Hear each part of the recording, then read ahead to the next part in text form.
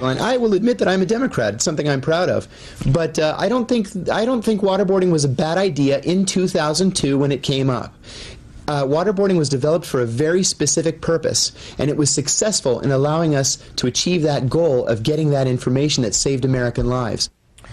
Now, this guy didn't actually see anybody waterboarded, but he said he was briefed on it by his colleagues in the CIA, and the person that we're all talking about here is a man named Abu Zubaydah, who is said to have led us to Khalid Sheikh Mohammed as the mastermind of 9/11, whose capture and subsequent confessions helped save lives in the eyes of many intelligence experts. That there were attacks planned and they were successfully thwarted. This comes in the middle of the debate about the destruction of tapes of the interrogation of Abu Zubaydah and others. Some thoughts on all this now from Juan Williams, senior correspondent of National Public Radio, Nina Easton, Washington bureau chief of Fortune magazine, and the syndicated columnist Charles Krauthammer, Fox News contributors all. Well, the Senate Intelligence Committee and other intelligence committees, the House and Senate Intelligence Committee, are going to investigate this. Some want a special prosecutor. Juan, where's this going? Well, I think that right now it should stay in the Intelligence Committee. I mean, with the Senate, and I think Senator Rockefeller is right when he says, you know what, this is something that we've been involved with all along. It's for us to investigate. But there are political pressures coming to bear, and I think the political pressure is to somehow force not only justice, there's pressure on the Attorney General Mukasey, because, as you know, he said that he wouldn't condemn waterboarding in the course of his out what it is, right? here. Looking into it. Yeah, but he says he's looking into it, and he has his aides looking into it. But I think the Senate is where this is going to play out, and I think that's right. I think this is fast becoming another important issue of the day that's going to become an obstruction of justice issue instead of the root issue. And what we know from this former CIA agent, if he's to be believed, is that waterboarding's probably been used twice.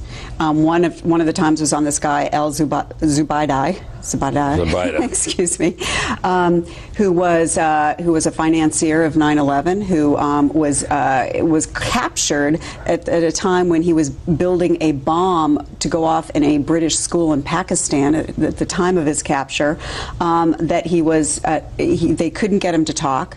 And that after 30 to 35 seconds of waterboarding, he began talking, and according to this CIA agent, he led them to information that thwarted attacks, led them to the top of the Al-Qaeda structure. So this whole question, and again, this guy said in another interview, this whole question of when is it appropriate to use, or is it not appropriate to use a tactic like that if it's going to save lives? That question is going to be lost in this whole obstruction of justice question. This whole investigation is really about the destruction of the tapes, not about the validity of the techniques, right? Right, but in thinking about it, let's use an analogy.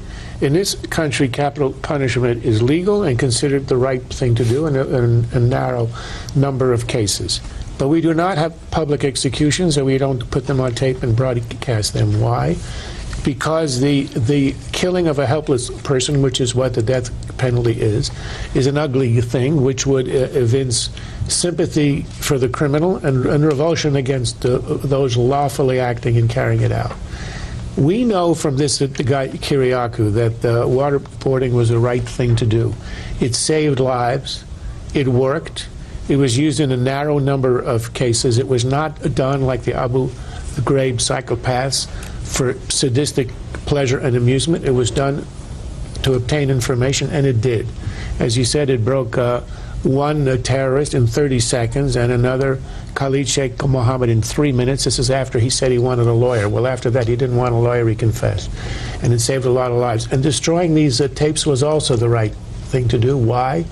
Because it is an ugly thing to do, what was done to them, and showing it would evince a revulsion against the interrogators who saved our lives and sympathy for the terrorists. But Charles, that wasn't the case that was made. I mean, even by CIA director, the case what was made was that he was protecting the identities of the CIA interrogators, and he didn't want them to be possibly subjected to prosecution. Now, if that's the... I think he thought it was enemy attack. Well, no, my impression was he thought that they could be subject to prosecution for violating the law. They could still be subject to prosecution for violating the law. Tapes and no tapes. Well, that's what I think, and I think that their identities could be... what he was talking about. Well, okay, and their identities could similarly be obscured if he was worried about enemy attacks on on them or their families. So it just doesn't make sense. I think he gave the wrong justification. It was the weaker of the two. It's not a plausible one. The real reason is this stuff is ugly. It had to be done, and it shouldn't be on television. Now, how does this issue play out? Once again, we have Democrats in Congress, most conspicuously led by Senator Biden, who wants a special prosecutor on this, leading the charge against a rough stuff by our people in furtherance of the war on terror. Does this play well politically, Juan? No, look. First of all, what you got to read. Jay Rockefeller's a Democrat, and he says keep it in. He doesn't want a special prosecutor, okay. But it does not play well for Democrats to say that they are not going to stand by in a critical moment, a 24 type scenario where there's a possible attack coming. It's also messy for Democrats because there were some Democrats going back to 2002 who said this was okay and possibly you should use even more aggressive techniques. Right. They were interested in getting the information. If Democrats attempt to exploit this, they're going to be hurt on the hypocrisy issue and also on the question of being weak in defending American lives.